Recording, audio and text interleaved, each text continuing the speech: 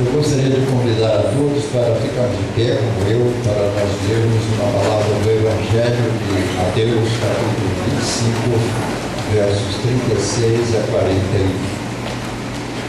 Estava nu e vestiste, adoeci e visitaste, estive na prisão e foste ver. Então os justos lhe responderão, dizendo: Senhor, quando te vimos com fome e te demos de comer, ou com sede e te demos de beber? E quando te vimos estrangeiro e te hospedamos, ou nu e te vestimos? E quando te vimos enfermo ou na prisão e fomos ver-te? E respondendo, o rei lhes dirá: em verdade vos digo que quando fizestes a um destes meus pequeninos irmãos, a mim fizestes. Então dirá também aos que estiverem à sua esquerda: apartai-vos de mim, malditos, para o fogo eterno, preparado para o diabo e os seus anjos.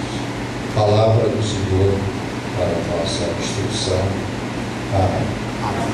Podemos assentar? É com muita alegria, com muita emoção, que eu me encontro aqui hoje, aliás, desde ontem, com vocês participando desse momento glorioso e alegre de celebração do 65º aniversário de organização desta igreja, cuja vida eu tenho acompanhado durante praticamente todo esse tempo.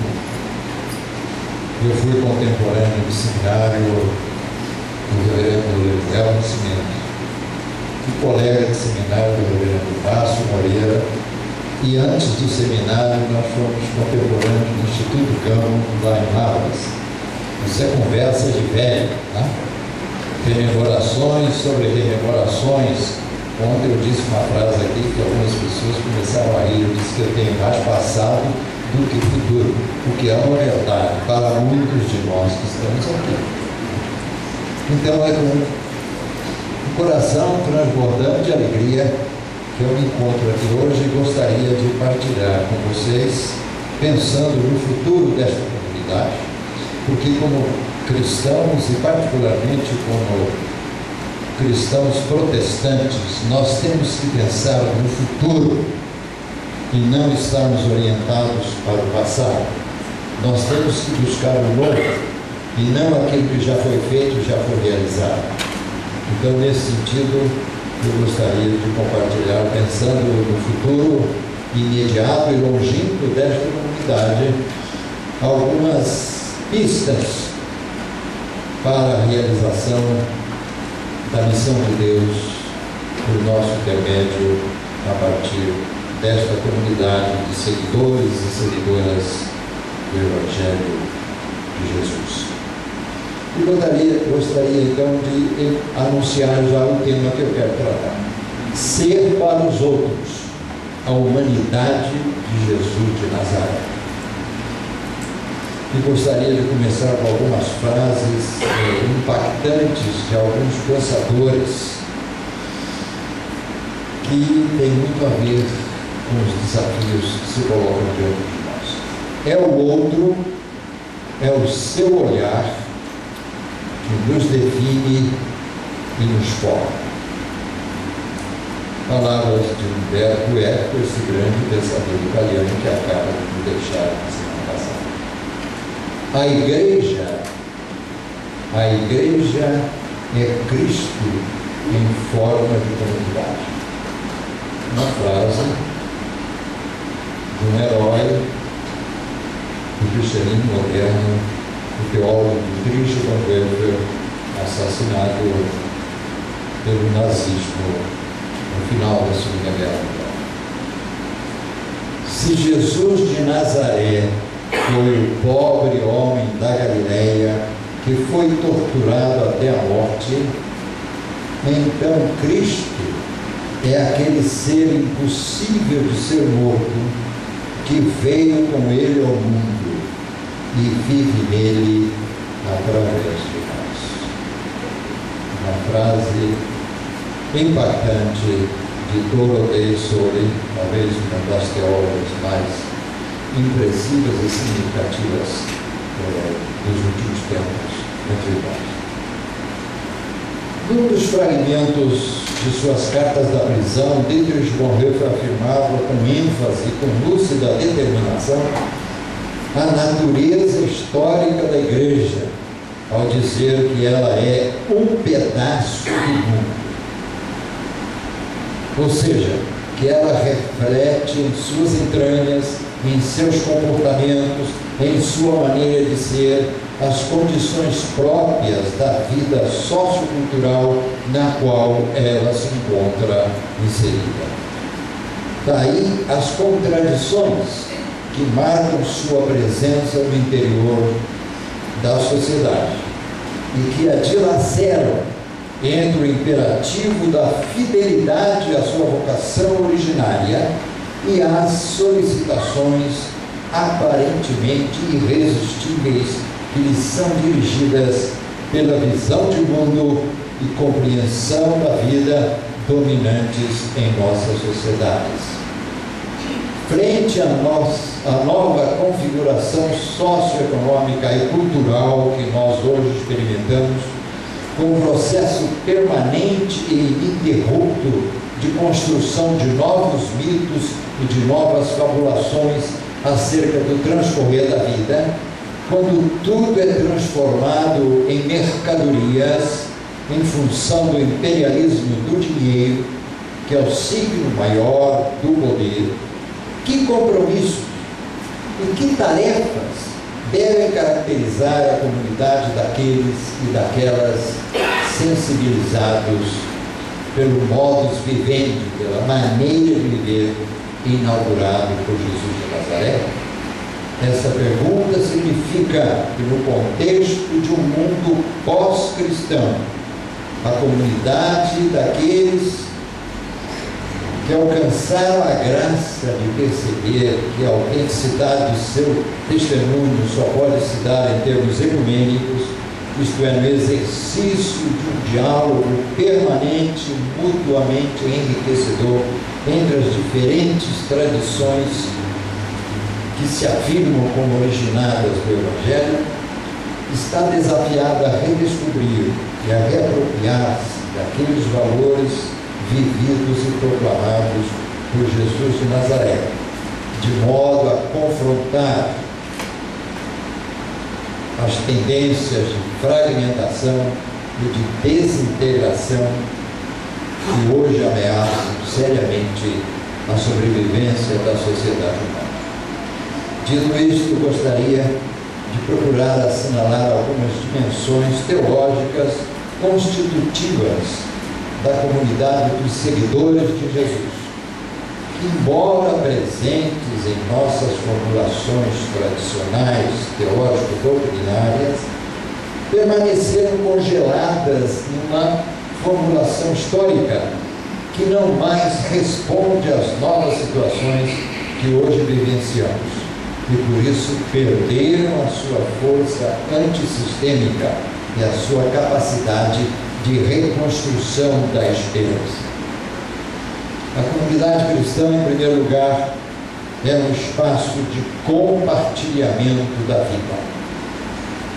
Os primeiros cristãos e cristãs, aqueles e aquelas nascidos a partir da experiência de transbordamento de sentido que foi o Pentecostes, entenderam e, mais do que isso, sentiram profundamente em suas vidas o significado da proposta existencial de Jesus, ao ponto de iniciar uma nova experiência de convivência baseada na explicitação da misericórdia e na realização da justiça.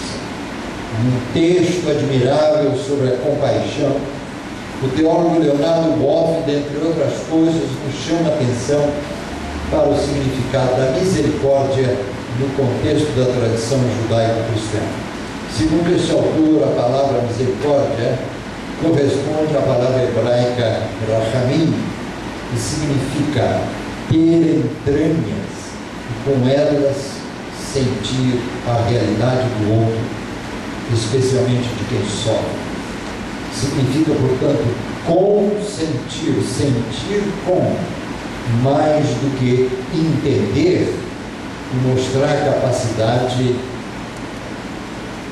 de identificação e compaixão com o outro. A misericórdia é considerada a característica básica da experiência de Jesus de Nazaré. Ele anunciou e experimentou um Deus cuja misericórdia não tem limites. Dá o sol e a chuva a justos e injustos, e não deixa de amar os ingratos e maus. Ele é o Deus misericordioso com o filho pródigo, com a ovelha tresmalhada, com a pecadora pública. É um pai com características de mãe. Até aqui as palavras de Paulo. A comunidade cristã dos primeiros tempos se caracterizou por tentar plasmar de forma concreta estes valores presentes no testemunho de vida de Jesus. Foi uma comunidade inclusiva, onde todos compartilhavam tudo. Por isso mesmo foi uma comunidade contracultural, pois vivia os valores essenciais do reino e não aqueles valores ou antivalores da sociedade onde ela se encontrava inserida. Mas não foi por isso uma comunidade de costas para a realidade do seu tempo. Ao contrário, vivia na partilha da vida como expressão de testemunho da ressurreição do crucificado. Na medida em que todos tinham tudo em comum, a ressurreição de Jesus ganhava realidade no meio da sociedade judeu-palestina e da oicumene política helênica. Podemos afirmar que inclusão e solidariedade ativa foram as suas marcas essenciais. Estava aberta a todos e não apenas aos judeus. Como sabemos, não foi fácil para esses primeiros seguidores de Jesus superar os preconceitos etnocêntricos de que também eram vítimas. A batalha cultural e ideológica entre cristãos judaizantes e cristãos gentios foi dilaceradora e fez sangrar a unidade então em construção. A divergência entre Paulo e Pedro não foi algo menor. Exemplo disso é que Paulo permaneceu 14 anos sem visitar seus irmãos e irmãs em Jerusalém. Nossas igrejas hoje padecem de problemas similares. Herdamos um modelo eclesiológico, uma forma de igreja de características exclusivistas, que não admite a diversidade, a diferença, e que por isso se fecha sobre si mesmo, negando-se à abertura aos demais, que possibilitaria perceber o que Deus está fazendo no mundo hoje por outros caminhos e outras experiências humanas de transcendência. Continuamos atados a preconceitos, dogmatismos, cristalizações hermenêuticas relacionadas à Bíblia e interpretações do mundo e da vida própria de cristãos de outras épocas, sem darmos conta de que eles foram apenas uma parte, não o todo, da experiência dos seguidores de Jesus em seu tempo específico. Pareceria que tomamos o partido de Pedro e nos recusamos sequer a ouvir os argumentos de Paulo, ou vice-versa. Esta atitude tem a ver com a mesma realidade trágica da absolutização ideológica de qualquer tipo de fundamentalismo. Nós nos horrorizamos hoje com a atitude sectária e fechada dos talibãs, do Estado Islâmico e de muitos outros grupos radicais. Mas não será que carregamos em nossa consciência os seus vícios metodológicos? Eles se consideram donos da verdade. E nós? No Novo Testamento, quando se refere à missão dos seguidores de Jesus, se refere basicamente à ação de Deus no meio da sua criação, para dar forma, renovar e preservar a vida que o Senhor originou da sua amorosa criatividade. Assim é Deus que está sempre em ação, garantindo a realização plena de seus propósitos.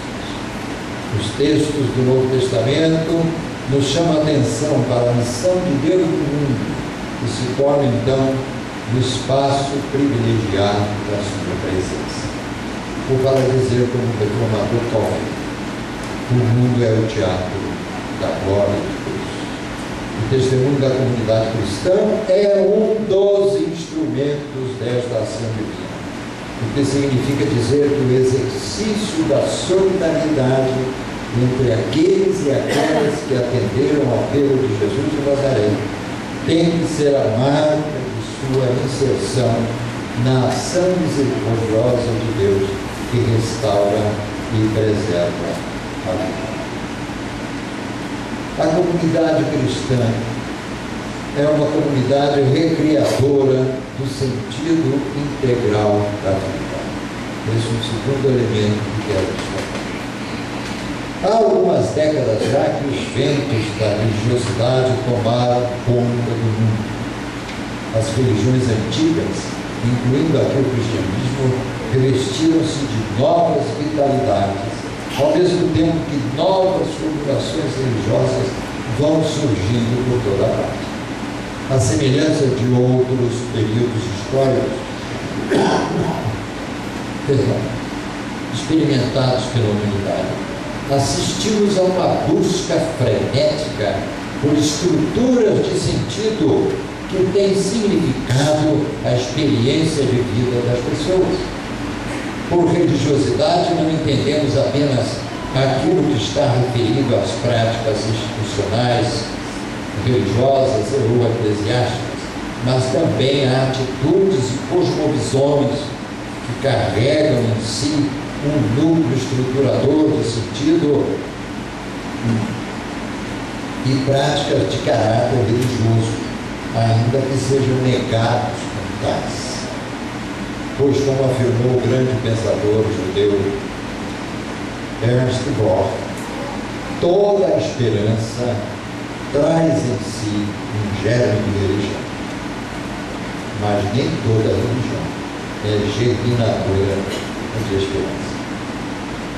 Os sociólogos e antropólogos que têm se debruçado sobre a realidade social de hoje estão falando das identidades individuais como resultado da vivência de grupos de interesse altamente fragmentados, onde se combinam diferentes níveis de sentimentos e de identificação e de pertença.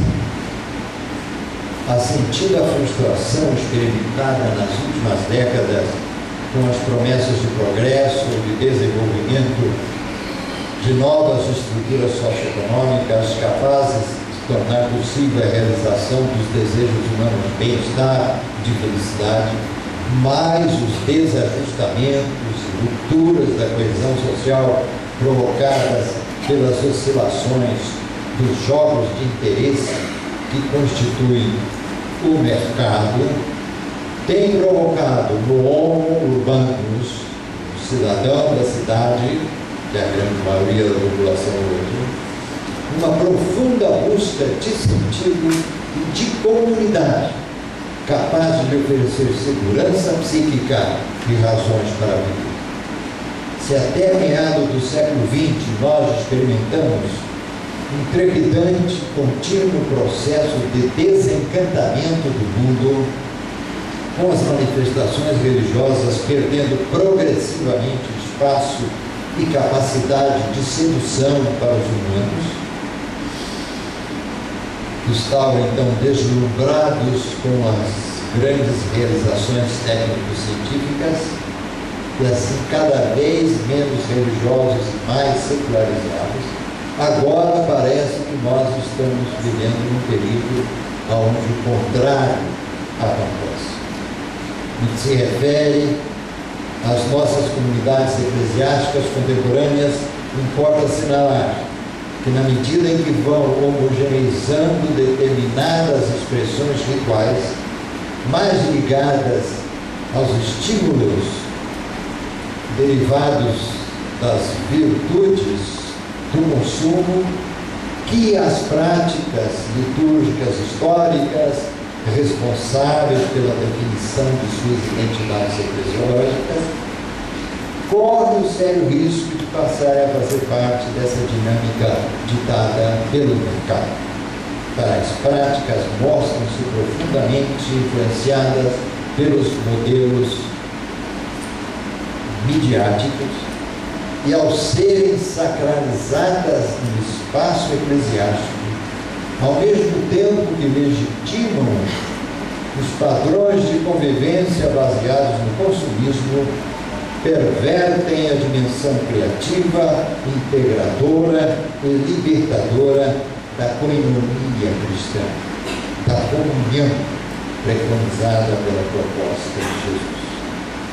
A comunidade de homens e mulheres que se querem cristãs e cristãos é uma comunidade interpretadora da vida, não do mercado. Pelo simples fato de apontar Jesus de Nazaré como seu referencial de sentido, ela já está inserida na ação de Deus no mundo, e nele encontra a direção e o significado da sua existência. Pois é a memória perigosa da sua experiência que articula os critérios e as pautas para o desenrolar da vida dessa comunidade. Ou seja, em sua vocação de dissidente, encontrado na condição de um proscrito, que também se autoproscreve, é como Jesus se descobre como um revelador da presença de Deus na história. Ao se apresentar como uma pessoa para as outras pessoas, Jesus oferece uma nova chave hermenêutica que denuncia as formas idolátricas, socioculturais, econômicas e religiosas do seu tempo e em todos os tempos, para tornar possível a apreensão do sentido profundo da vida. Esse é o desafio essencial do Evangelho para nossas igrejas, que depois de séculos de contumaz infidelidade, estão sendo chamadas a repensar suas relações com as formas de convivência humana características da cultura ocidental. A compreensão individualista da vida e da salvação, a aceitação passiva e a crítica da ideologia do mercado. E o mercado receita o quê? Agressividade, concorrência, eficiência como valores supremos a serem cultivados. O culto à técnica, a banalização da violência, a agressão à natureza, o desprezo pela dignidade da vida humana e a discriminação do diferente não podem definitivamente fazer parte de uma proposta de igreja que se diz cristã. A agenda ética da comunidade dos que se dizem cristãos e cristãs tem que estar conformada à agenda ética de Jesus. Senão, estamos diante de experiências religiosas apenas, que nada tem a ver com o Evangelho. Isso porque a integralidade da experiência humana é o cometido maior da comunidade cristã. Pois somente na medida em que esta comunidade se estabelece como intérprete dos fatos que constituem a vida das pessoas, à luz dos critérios estabelecidos por Jesus, é que ela pode constituir-se numa comunidade recriadora de sentido, em meio ao torvelinho dos desencontros provocados pelo autocentramento receitado pelo capitalismo que hoje nos acossa e nos faz sofrer. E, finalmente, irmãos e irmãs, a comunidade cristã estabelecida por Jesus é uma comunidade de iguais num mundo de desigualdades. Jesus criou uma comunidade de iguais, onde todos são responsáveis por cada um, e cada um deve entender-se como responsável por todos. Uma comunidade de pessoas misericordiosas e compassivas. Jesus fez da misericórdia a chave da sua ética. É pela misericórdia que os seres humanos chegam ao reino da vida. Sem a misericórdia não há salvação para ninguém. As parábolas do bom samaritano mostram a compaixão pelo caído na estrada. A parábola do filho pródigo, acolhido e perdoado pelo pai, são expressões de cuidado e de plena humanidade. Entendemos que o Espírito de Deus, que preserva e sustenta a vida e a criação, está nos convidando hoje a recuperar o aspecto simbólico, sacramental da existência da igreja como prática comunitária, oferecendo ao mundo um testemunho profundo e convincente de um novo estilo de vida, de uma comunidade que vive da esperança do reino de Deus. Isto é, a esperança de uma nova ordem de vida entre os humanos, que se torna possível porque Jesus de Nazaré morreu e depois dele muitos outros, gravando no horizonte da humanidade o sinal da cruz, e que ele ressuscita cada vez que os homens reconhecem, os homens e as mulheres reconhecem os limites da sua precariedade histórica e se reconhecem iguais diante do sagrado e prodigioso mistério que preside. A comunidade cristã, como espaço de uma prática intensa de solidariedade e de comunhão, que reúne os humanos num único projeto fundamental de vida compartilhada, tem nessa proposta a sua contribuição essencial para a construção de uma cidadania responsável.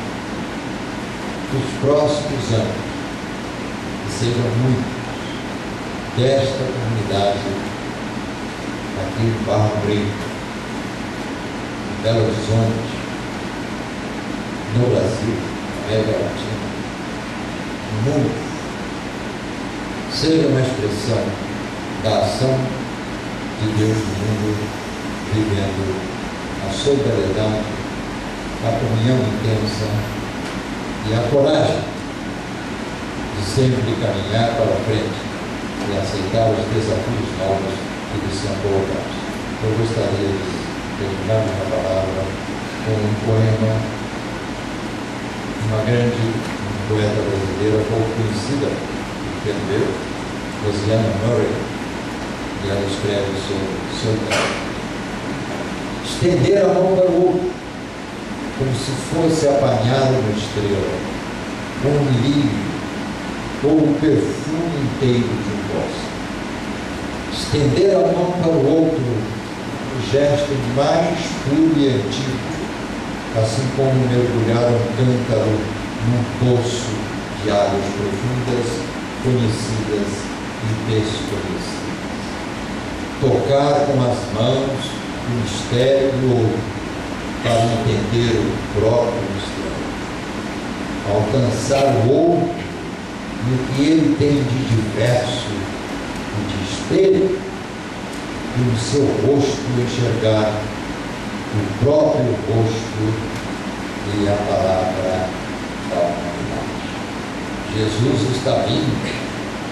Nós ouvimos esses anúncios por aí, apocalípticos, mal colocados, mal interpretados, mal lidos, e nos esquecemos que ele está vindo no rosto daqueles, os mais sofredores, os mais doentes, os mais desabrigados, os mais explorados, muitas vezes por nós mesmos, todos os dias, para nos encontrar. Saibamos refletir sobre a parábola do príncipe final que vimos e possamos encontrar cada dia de novo Jesus no rosto daquele que nos forma, daquele que nos diz quem somos, no nosso Senhor. Amém. Amém.